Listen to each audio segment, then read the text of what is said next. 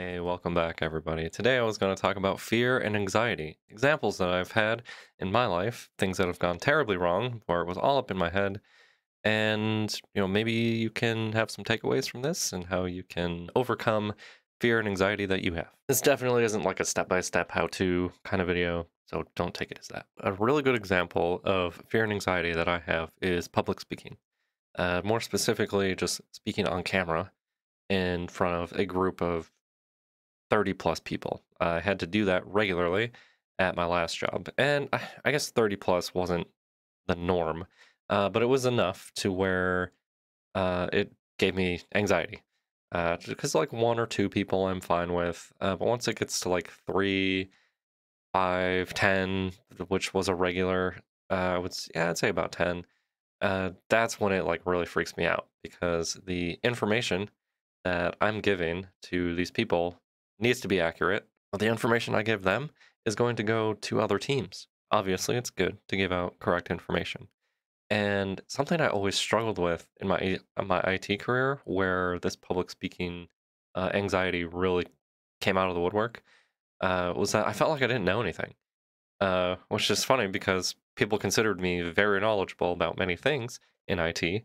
So I guess maybe that's a good thing that I felt like I didn't know anything, because it always encouraged me to learn more. So at my previous job, this speaking on camera, how this all came about. So I was tasked with giving a presentation to another team. It was our help desk team about how one of our systems worked. And this was a topic that I was very knowledgeable on. And I threw together a PowerPoint. I went through it a couple times. I thought it was good and then went to give this presentation. And I was totally relaxed, totally fine until literally the start of the presentation. I was absolutely terrified. Uh, I knew the information that I was going to be giving. It's just there being a group of, it was like 30 people. That really kind of freaked me out a lot. So I just had to power through this PowerPoint that I created. Uh, and I knew a lot of the people in there, and I knew that I wasn't going to be getting a lot of harsh judgment if I screwed up, but things ended up going really badly. So I had mentioned that this PowerPoint, I spent a lot of time on it. I made sure that it was good. And then here I am giving this presentation, and it was probably a third of the way through it. Realized that this was a incremental save that I had, and it wasn't the final save that I had for this PowerPoint. And so even though I knew all of this information, it was just kind of in the heat of the moment, like I froze up for probably a good 10 seconds. And people definitely noticed that. And it was funny because after this presentation, one of the women that was in that group, I had talked to her several times before. She knew me, and she thought it was funny how I was so nervous during this presentation. And she was like, "Why were you so nervous? You know about all this stuff." I said, "Yeah, I know, but I have this irrational fear and anxiety of other people's judgments on something that I'm explaining." And which is also an issue for me with these YouTube videos is I feel the same way. And it's something that I've learned to overcome a little bit, and the way that I've learned to overcome it is just by doing it more often. And so in my previous job, I had several meetings where I was the one who initiated it, I was the one who organized it, and these meetings would be me talking for 30 plus minutes about a subject that I was considered the expert on. And that was quite terrifying for me, especially once you get the higher ups in there. I have a very big fear and anxiety of conversing with someone who's higher up on the corporate ladder. I know it's somewhat irrational, but then it's also kind of rational. So another story that I want to share is something that actually happened with me and my daughter. We went to this like trampoline park, and they had a quarter pipe, and so the big curve thing. You got to run up it. You've probably seen it in Ninja Warrior. I'll put a picture up here if you don't know what I'm talking about. But so you run up this quarter pipe, and then you're like 20 feet up in the air, and the only way to get down is this pole. You got to slide down it. And so my daughter, she at the time was like 7 or 8, and I was really surprised that she was able to get up on this thing. She ran up it. She got like a huge running head start, and she was able to get to the top. I was like, and it's kind of surprised, and I was really proud of her for doing that. And then she's up there, and I'm like, all right, just slide down. And she was petrified. She couldn't do it. She started freaking out, and I was like, "Come on, just slide down it. It's not that hard." Then I thought to myself that I have to use this as a learning example for her. I have to teach her to overcome fear because she's going to encounter a lot of that in her life. And so I just encouraged her to grab the pole and just hold on. And so she grabbed the pole, and but she won't like put her feet out, and she'd like stick her foot out a little bit and then she'd bring it back, and she just started bawling, and like, just take a breath and slide down. All this fear that you have that you're gonna fall, it's just in your head. You can do it. Just do it. And so probably went back and forth with her for like a good 5 minutes, and she eventually came down, and I was super proud of her, and it was probably one of my prouder moments as a dad. So I think that's a really good example of how fear and anxiety is all up in our head. And something that's kind of relatable is like when I was in gym class or in wrestling practice, we had to climb the rope, it goes from the floor to the ceiling. And I was never able to do it until I was in high school, because I not only A, learned the right technique to do it, but that fear of being way up there and like, what if I fall? And a good rational thought behind that was that I have epilepsy, and what if I get up there and I have a seizure? That would kill me, or it would probably put me in a wheelchair for the rest of my life. And now that I've mentioned my epilepsy, I think that's a really good thing to bring up. Is that growing up, I was teased quite a bit. I was bullied quite a bit over the fact that I had it, and people just saw me as weird. It was a small school, small town.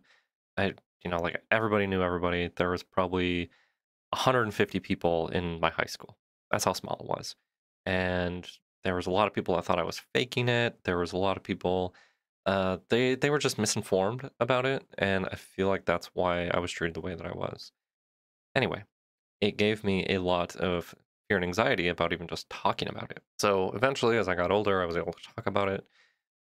But very early on, I knew that it was something that I just couldn't let control my life. I wanted to live a normal life. At the time, I had considered going into the military. It was more specifically the National Guard and then the Marines. And they told me that they wouldn't accept anybody with epilepsy, which I understand, requirements of some missions. That's not something you want to be able to have to deal with. So that was really heartbreaking, and that's just another thing that piled on to me having this fear and anxiety of my epilepsy. But overall, I just didn't let it control my life. I still play video games. I still went out on dates, hung out with people. I drive, and yes, it is that possibility where I could have a seizure, and because of me having the seizure, I could fall or I could drown or get into a car accident and accidentally unalive someone else. Those are things that I just can't have sitting in the back of my mind every day.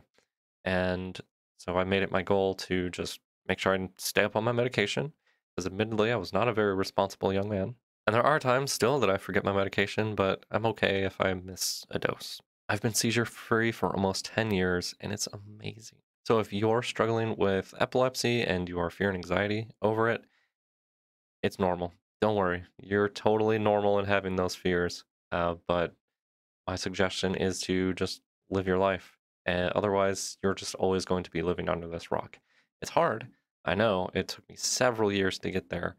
And what really helped me get there was talking to other people that have epilepsy. And sort of related to epilepsy would just be driving. I had a lot of fear and anxiety of driving when I first started.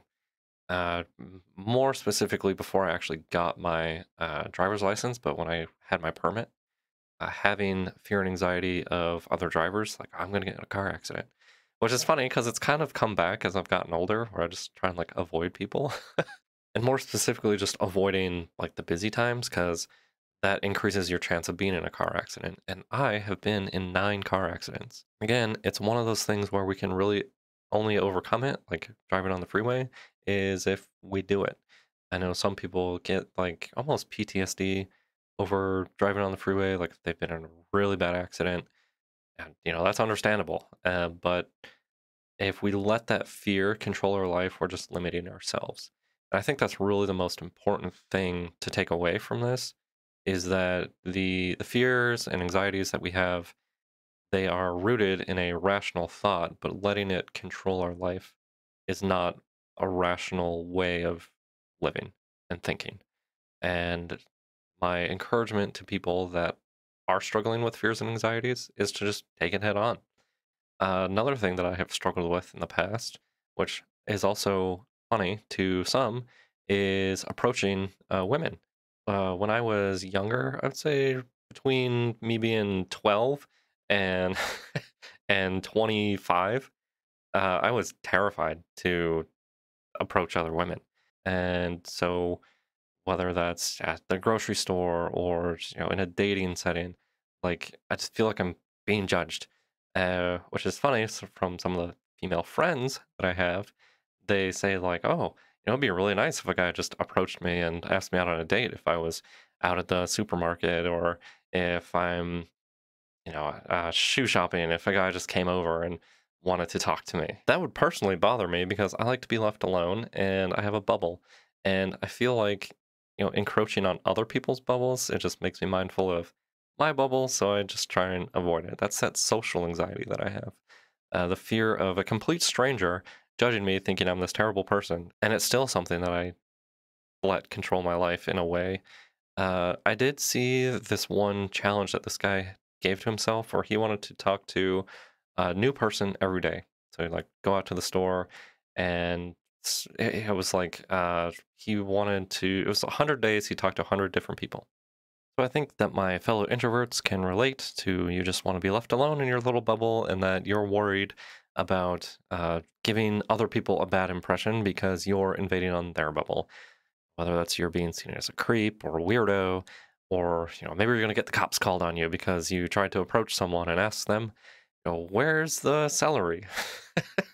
I don't know if I'm the only one that does this, but if I'm like out at the store and I'm having trouble finding someone and there's plenty of employees around, I will only ask the one that looks like they're not busy doing something, which sometimes might end up me being sitting around for 10 minutes, just kind of following different employees, just like, hey, can you help me?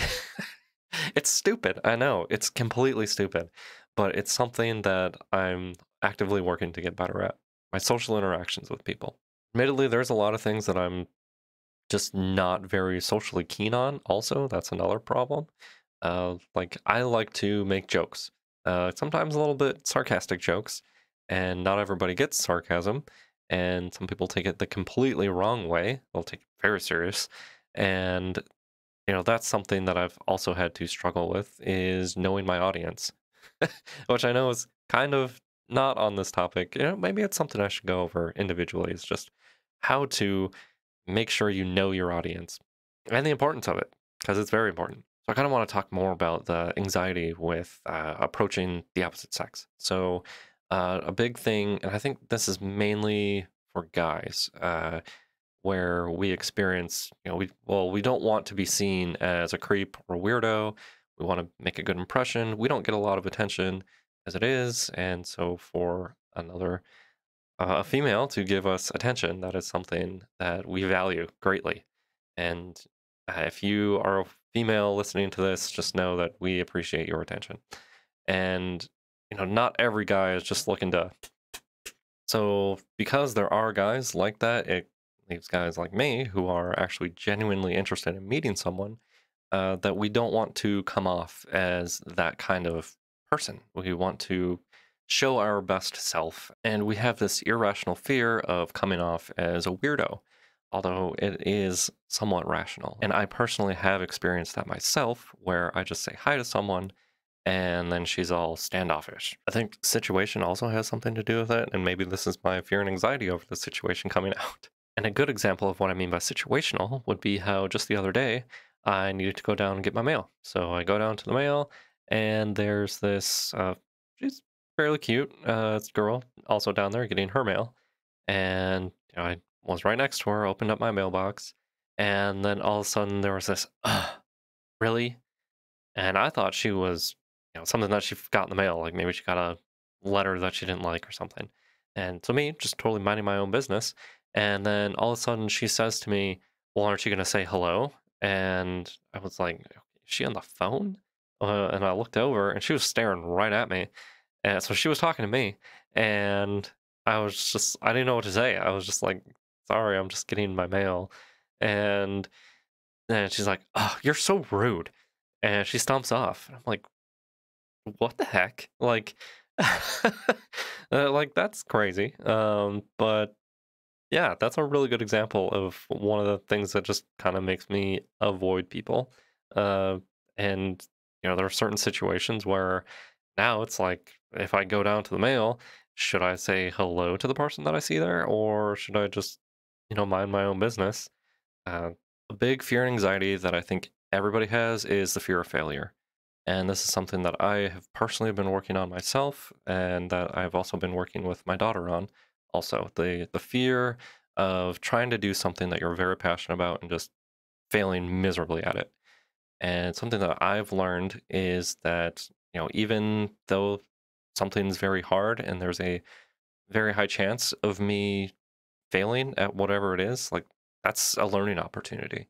And that's how I now view it. And there are things that I still am just like, wow, I really need to do good at this. Otherwise, it's going to be bad for the rest of my life. I know that's kind of a little dramatic, but still, having that drive to approach something that we know is very difficult and something that we know we probably won't succeed at, but we're going to learn something from it. I think that is a very, uh, that's a skill that you need to be able to develop. And I know it's super hard for some people, and it's honestly, it was really hard for me. It's like, why should I attempt this if I'm just going to fail at it? My daughter has that mentality, and I've been trying to help her break out of it. A good example would be at my last job. There was this system that nobody wanted to take ownership of because it was just very complex. It was very difficult. And actually a lot of the work that I took on was very complex, difficult work that nobody else wanted to do because it was so time consuming and there was a lot of responsibility that came with it.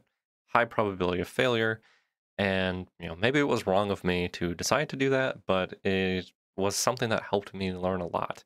And not only did I learn more IT stuff, but just as a person, it helped me grow to learn how to interact with people. I was having these meetings that were big and scary, and giving these presentations where I knew the material, I was just freaked out. So another fear and anxiety that I've been kind of alluding to this entire video is the fear and anxiety of just not being good enough. And, whether that's in a relationship or just, you think other people are going to judge you by the way that you look. And I guess by that, I mean, in the sense of like you go to the gym, you want to lose weight and get bigger muscles, but you have all these people that are around you, super fit, super skinny, very attractive, maybe, or they've got the big muscles, and there's you, not. And something that I have learned from going to the gym is that mostly, I would say 95% of people, they're just there to work out, work on themselves. They're not paying attention to you. And even though I know that, it still kind of freaks me out. Like if I'm gonna be doing squats or lifting whatever, it's like I don't want anybody near me because what if they try and talk to me? And what if they try and say something like, "Oh, hey," or what if they make like offhand jokes to me that I'm not going to appreciate? I don't know, it's stupid, irrational stuff, but it's something that's there. And if you're struggling with that, to keep doing whatever it is that you're afraid of. And then eventually you just get used to doing that. And so for me, public speaking, that's my biggest one. And I know that it's something that I just have to keep on doing because that's the only way I'm going to get better at it. And especially if I want to end up doing like an interview kind of setting where it's like me and one or two or three other people, and I'm having this type of podcast with, that's going to be very scary for me to begin with. And my first couple ones, I probably won't actually put on to the interwebs because I'm just going to be so terrible during these meetings, podcasts, whatever. Same with vlogs. Like I want to start doing vlogs where I'm like out on the street doing, whatever, or I'm traveling, going through the airport. But I personally get super judgy when I see other people doing that. So that's something that also kind of gives me anxiety is like I just don't want someone to come and approach me when, I'm just kind of there filming myself, minding my own business. And, maybe I make someone angry because I accidentally caught them in camera or they try to steal my camera from me or something. Like there's a lot of fear and anxiety that I have around that, but it's something that I'm working to overcome. Another thing would be traveling internationally. That's something that I also struggle with. It's something that I really had to just kind of push myself out to go, and I almost didn't necessarily have a choice, although I did, but I didn't. I don't know. It's complicated how it works out. But the situation where I found myself traveling internationally, just kind of out of the blue, yeah, it was scary. And it was not as bad as I thought it was going to be. And it really opened my eyes to what it takes to travel internationally on more so like the emotional level. Things to be mindful of. Me having been to Peru, one of my biggest fears was that I was going to go down there and I was just going to get super, super sick from the water. Like I was accidentally going to drink something. And all I had to do was just remind myself not to drink the water. And when I wash my hands, to obviously use soap. And I also had some hand sanitizer with me, which helped. But also, like taking the shower, I was kind of freaked out. Like, oh, what if I get it in my eyes? Are my eyes going to get infected? Am I going to get an ear infection? Like all this stuff. And uh, I was fine. I didn't get sick. It was great. I had a good time. And I actually plan to return. Other countries I would like to visit, over in Europe, I'd like to go to Japan, Australia, all these places. And I know that the culture is going to be different. The laws are going to be different there. So that's something I also have to keep in mind. And, there is a lot of fear and anxiety around it, but it's overcoming that fear and anxiety is going to be very worth it. I'll have really good experiences if I can overcome those fears and anxieties, much like with the rest of my life. Like I had mentioned, my epilepsy. If I let my fear and anxiety of my epilepsy prevent me from doing things like going out of the house or driving or meeting other people, that's something that would limit things in my life, and I would just be limiting myself. And so I think the big takeaway from this video would be that yes, we have fears, we have anxieties, but we can't be afraid to fail. Failure is the only way that we learn, and how that's how we grow. And that goes hand in hand with just taking on the unknown and just doing what it is we're afraid of more and more, exposing ourselves to it so that we can overcome that fear. I know this video is quite a bit shorter than what I've been doing in the past, but I really appreciate you coming and listening. If you haven't subscribed to the channel already, please hit that subscribe button. Also, drop a like and let me know what you think in the comments. I'm always grateful for any support that you're willing to give me. Link to my Patreon is in the description. Thank you. I hope you have a nice day.